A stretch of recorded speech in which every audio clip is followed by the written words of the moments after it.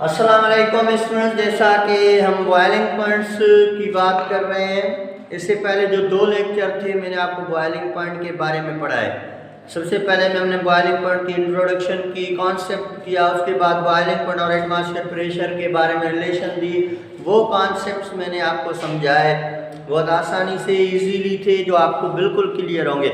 अगर आपने वो दो वीडियोस नहीं देखे हैं तो पहले आप उनको देखें, फिर आप इस वीडियो में भी हम बॉयलिंग पॉइंट पे ही बात करेंगे, ये आपको बिल्कुल आसानी से समझ आ जाएंगे। लेकिन अगर आप न्यू हैं, आपने अभी तक सब्सक्राइब नहीं किया, तो पहले आप इस चैनल को सब्सक्राइब करें और बेल आइकन ज़रूर दबाएं, ताकि आपको हर कॉन्सेप्चुअल वीडियो केमिस्ट्री की मिलती जाए। केमिस्ट्री को हम इजी करके पढ़ रहे हैं, केमिस्ट्री बिल्कुल आसान है। आप जो है इस वीडियोस को देखते जाएं तो आपके एनएमडी कैट वगैरह आपके जो भी कमीशन के एग्जाम्स हैं वो क्लियर होते जाएंगे। तो अभी हम बॉयलिंग पॉइंट को डिपेंड करते हैं। तो कल और इस अगले लेक्चर में हमने पढ़ा था कि बॉयलिंग पॉइंट एटमॉस्फेयर प्रेशर के साथ कौन सा रिलेशन रखता है। आज हम जो बॉयलिंग पॉइंट की बात कर रहे हैं वो दैट फैक्टर इज इम्प्योरिटी। अभी देखिए, boiling point is also depend upon impurities. Impurities also affect the boiling point. Boiling point पे इम्प्योरिटीज का अफेक्ट होता है। अभी देखिए, ये कैसे, जैसे मेरे पास एक प्योर लिक्विड है, ये देखिए, this is a water and water is in very pure form. पानी बिल्कुल क्या है, प्योर फॉर्म में है। इसी तरह मेरे पास ये पानी है, लेकिन ये पानी क्या है, इम्प्योर। आज मैं कहूँ ये पानी किस फॉर्म में है, सॉल्यूशन फॉर्म में है। इसमें कोई ना कोई नमक है, शुगर है, या कोई और इम्प्योरिटीज हैं। तो अभी हम इन दोनों की बॉयलिंग पॉइंट अगर मालूम करना चाहें तो आप ये बात याद कर लें, pure water is always boil at 100 degree centigrade. जो भी खालिश पानी होगा, विदाउट इम्प्योरिटीज होगा, इम्प्योरिटी से बात होगा, तो वो पानी 100 डिग्री सेंटीग्रेड पे बॉयल होगा। और ये पानी आपका 101 पे भी बॉयल हो सकता है, 102 पे, and so on, this depend upon concentration of impurity. तो इम्प्योरिटीज के साथ पानी का बॉयलिंग पॉइंट क्या है कि जितनी इम्प्योरिटीज पानी में ज़्यादा होती हैं उतनी पानी की बॉयलिंग पॉइंट भी ज़्यादा हो जाती है। अभी देखिए, यहाँ पे मैं कॉन्सेप्चुअल बात आपको बताऊं कि अगर आप ये देखना चाहते हैं, ये टेस्ट करना चाहते हैं, ये डिटरमाइन करना चाहते हैं कि जो पानी आप पीने के लिए इस्तेमाल कर रहे हैं, कुकिंग पर्पस के लिए इस्तेमाल कर रहे हैं, वो प्योर है या इम्प्योर है, तो ये चीज़ आप डिटरमाइन कर सकते हैं by checking their boiling points. अगर आपका पानी प्योर होगा, इम्प्योरिटीज उसमें नहीं होंगे, तो वो पानी 100 डिग्री सेंटीग्रेड पे बॉयल हो जाएगा। अगर पानी में इम्प्योरिटीज है, इम्प्योर वाटर है, तो उसकी बॉइलिंग पॉइंट 100 से ज़्यादा होगी। तो बॉइलिंग पॉइंट के थ्रू भी आप पानी की जो क्वालिटी है कि ये प्योर है, इम्प्योर है, उसको चेक कर सकते हैं। तो this is also application of the boiling point. अभी इम्प्योरिटीज बॉइलिंग पॉइंट पे कैसे अफेक्ट करते हैं, तो इससे पहले हमने बात की थी ना कि वेपर प्रेशर और इम्प्योरिटीज का भी आपस में रिलेशन था। तो मैंने आपको ये बताया था कि सॉल्यूशन का वेपर प्रेशर लो होता है, मींस इम्प्योर वाटर या इम्प्योर लिक्विड का वेपर प्रेशर लो होता है, और प्योर का जो है वो वेपर प्रेशर क्या होता है, हाई होता है। तो अभी देखिए, जाहिर सी बात है, इसमें इम्प्योरिटीज है, ये सॉल्यूशन है, जाहिर सी बात है ये इम्प्योर है या इसमें सॉल्यूशन है, तो इसका वेपर प्रेशर क्या होगा, लो। जब वेपर प्रेशर इसका लो होगा तो जाहिर सी बात है इसकी बॉइलिंग पॉइंट हाई होती है, because vapour pressure and boiling point is always inversely related with each other. ये भी कॉन्सेप्ट याद कर लो, वेपर प्रेशर और बॉइलिंग पॉइंट का आपस में इनवर्स रिलेशन है। बहुत ज़्यादा बातें करते हैं बच्चे, बहुत बातों का बोलते हैं कि सर हमारा ये कॉन्सेप्ट क्लियर नहीं होता। कोई बताता है वेपर प्रेशर और बॉइलिंग पॉइंट डायरेक्ट रिलेटेड है, कोई कहता है इनवर्स रिलेटेड है। तो अभी देख बेटा, आप याद करते हैं कि वेपर प्रेशर और बॉइलिंग पॉइंट दोनों इनवर्सली रिलेटेड होते हैं। जितना वेपर प्रेशर लो होगा उतनी बॉइलिंग पॉइंट हाई होगी, और जितना वेपर प्रेशर हाई होगा उतनी बॉइलिंग पॉइंट लो होगी। तो देखिए ये प्योर लिक्विड है, जाहिर सी बात है ये प्योर लिक्विड है, तो इसका वेपर प्रेशर लो, इसका वेपर प्रेशर क्या होगा, हाई होगा, तो इसकी बॉइलिंग पॉइंट कितनी है, लो होगी, 100 होगी।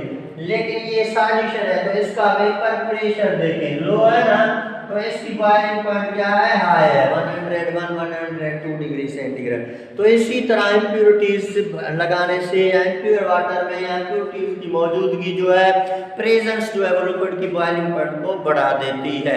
क्यों बढ़ा देती है, ये भी कॉन्सेप्ट है आपके पास, मैंने बताया भी था कि ये लिक्विड है, इसमें इम्प्योरिटीज है, तो इम्प्योरिटीज क्या करते हैं, they made layer on the surface of liquid, वो सरफेस की लिक्विड पे अपना एक लेयर बना लेते हैं। तो ये लेयर जो बना हुआ है, this layer is prepared by impurities, और इसी वजह से जब आप पानी को टेम्परेचर देंगे तो वेपर्स जब वापस ऊपर जाएंगे तो ये इम्प्योरिटीज का लेयर इन वेपर्स को बाहर जाने में रेजिस्ट करता है, रुकावट करता है, तो ये वेपर इस लेयर को ब्रेक करके आसानी से नहीं जा सकते। अभी जब इनको जाना है तो ज़्यादा टेम्परेचर देंगे, इनकी एनर्जी ज़्यादा बढ़ेगी, जब ज़्यादा एनर्जी बढ़ेगी तो जाहिर सी बात है ये देन इस लेयर को ब्रेक कर सकते हैं। तो इस लेयर को ब्रेक करने के लिए आपको ज़्यादा टेम्परेचर देना पड़ा, इसकी काइनेटिक एनर्जी ज़्यादा देनी पड़ी, तो जितना ज़्यादा टेम्परेचर देंगे जाहिर सी बात है उतना लिक्विड का बॉइलिंग पॉइंट भी ज़्यादा होगा, क्योंकि ये फिर वेपर जाएंगे, फिर वेपर प्रेशर होगा, फिर वेपर प्रेशर एटमॉस्फेयर प्रेशर के बराबर होगा, तब लिक्विड बॉयल होगा। तो इसी वजह से इम्प्योर लिक्विड्स की सॉल्यूशन की जो बॉइलिंग पॉइंट है वो हाई होती है, प्योर लिक्विड्स की बॉइलिंग पॉइंट क्या होती है, वे लो होती है, वो जल्दी बॉयल्स होती है। तो you can also detect pure water और इम्प्योर वाटर को by application of boiling point. तो बॉइलिंग पॉइंट के थ्रू भी आप इन चीज़ों को डिटरमाइन करेंगे। तो आपने समझ लिया होगा, कॉन्सेप्ट आ गया कि how impurities and boiling points are related with each other. अभी हम एक और चीज की को बात करेंगे, boiling point is also depend upon intermolecular force. Intermolecular force पे बॉइलिंग पॉइंट की भी जो है एक डिपेंडेंस है। हम पहले ही पढ़ चुके हैं कि इंटरमॉलिक्यूलर फोर्स ऐसे फोर्स है जो मॉलिक्यूल्स के दरमियान क्रिएट होते हैं। तो इंटरमॉलिक्यूलर फोर्स एक ऐसे फोर्स है, इंटरमॉलिक्यूलर फोर्स ऐसे फोर्स हैं जो प्रोड्यूस होते हैं बिटवीन मॉलिक्यूल, इसके दरमियान, बिटवीन मॉलिक्यूल्स के दरमियान प्रोड्यूस होते हैं, तो इनको हम इंटरमॉलिक्यूलर फोर्स बोलते हैं। इंटरमॉलिक्यूलर फोर्स जितना ज्यादा होगा, इंटरमॉलिक्यूलर फोर्स जितना मैक्सिमम होगा, उतनी लिक्विड्स की बॉइलिंग पॉइंट भी मैक्सिमम होंगी। इंटरमॉलिक्यूलर फोर्स जितना लो होगा उतनी लिक्विड्स की बॉइलिंग पॉइंट लो होगी। अभी देखें यहाँ पे मैं आपको ये बात कर रहा हूँ कि इस बुनियाद पे हमने लिक्विड्स को बनाया कि एक होते हैं वोलेटाइल लिक्विड्स, एक होते हैं नॉन वोलेटाइल लिक्विड्स।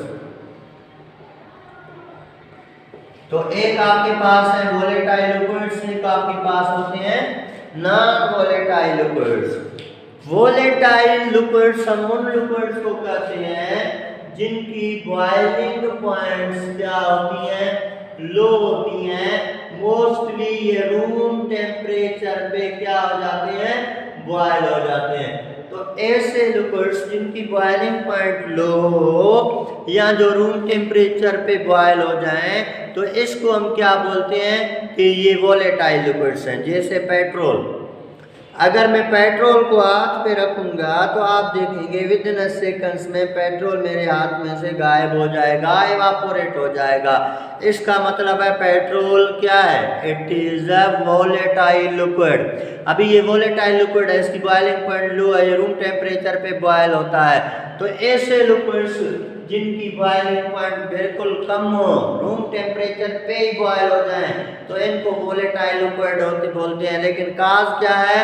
काज ये है कि जैसे पेट्रोल है, पेट्रोल एक वोलेटाइल लिक्विड है, रूम टेम्परेचर पे मैंने आपको बताया क्या हो गया? बॉयल। तो इसका मतलब है पेट्रोल में ये जो इंटरमॉलिक्यूलर फोर्स है ये लो है। इसी तरह अगर पानी का गिलास है, यहाँ पे मैं पानी रखता हूँ, पानी का गिलास है और पानी को यहाँ रख देता हूँ, तो एवापोरेशन तो होती रहेगी क्योंकि एवापोरेशन सब टेम्परेचर पे होती है, एवरी ऑल टेम्परेचर पे एवापोरेशन होगी। लेकिन पानी इस टाइम 25 डिग्री 50 डिग्री या 70 डिग्री पे बॉयल नहीं होगा, क्योंकि बॉयल तब होगा जब वेपर प्रेशर और एटमॉस्फेयर प्रेशर तब दोनों क्या हो जाएं?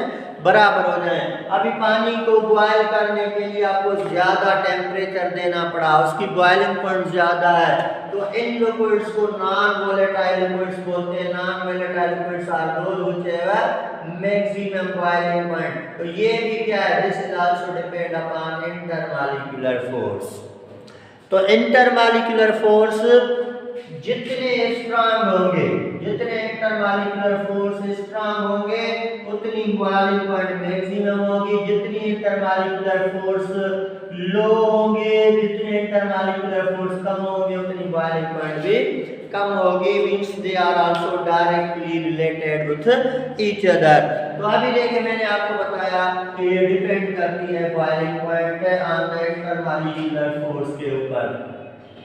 अभी यहाँ पे एक और मैं कॉन्सेप्ट जो आपको बता दूं कि ये जो बॉइलिंग पॉइंट है, बॉइलिंग पॉइंट सिंपली हम इसको बोलते हैं कि ये क्या है? हमारे पास पढ़ रहे हैं boiling point. Boiling point is a physical change.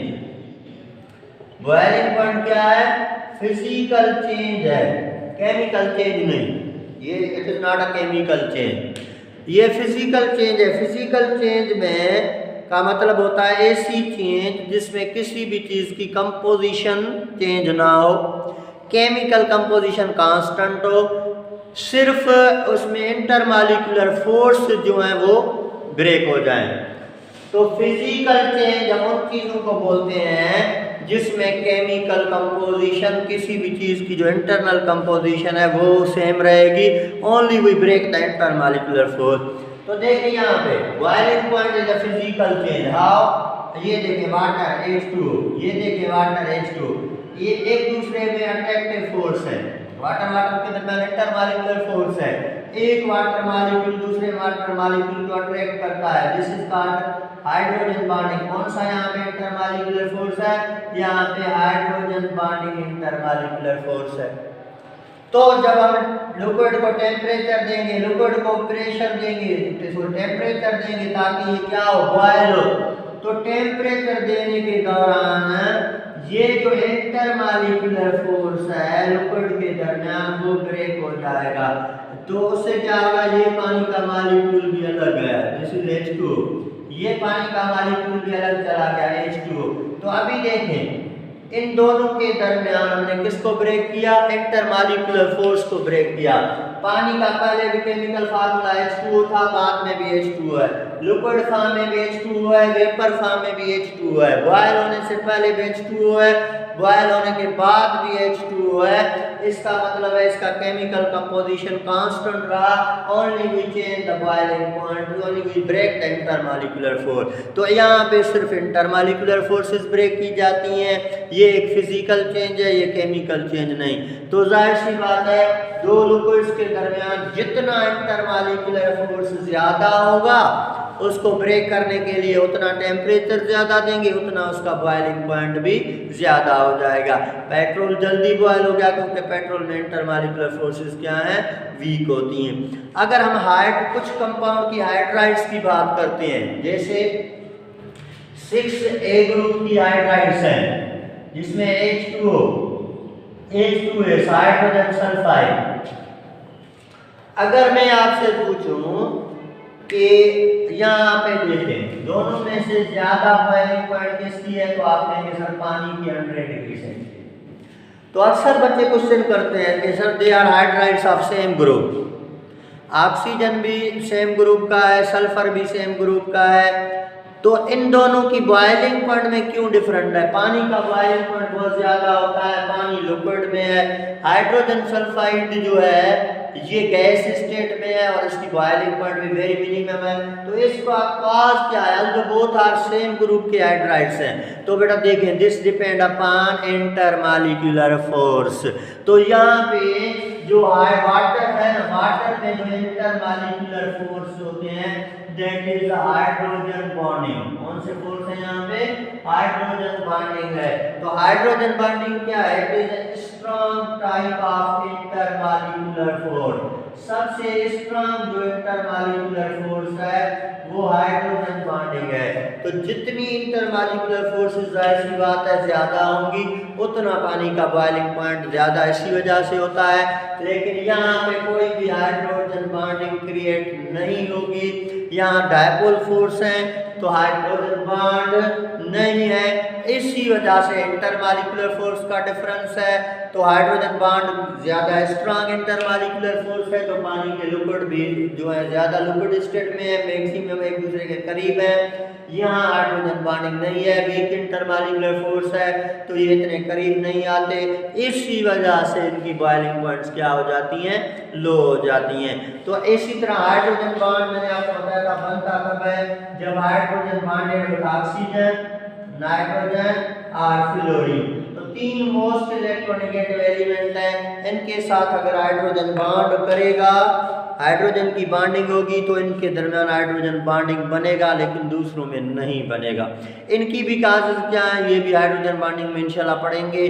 तो अभी आपने समझ लिया होगा कि बॉइलिंग पॉइंट कितना कॉन्सेप्चुअल है, कितनी कितने एमसीक्यू से बन सकते हैं, और आप इनसे रिलेटेड जो है खुद एमसीक्यू भी बना लेंगे।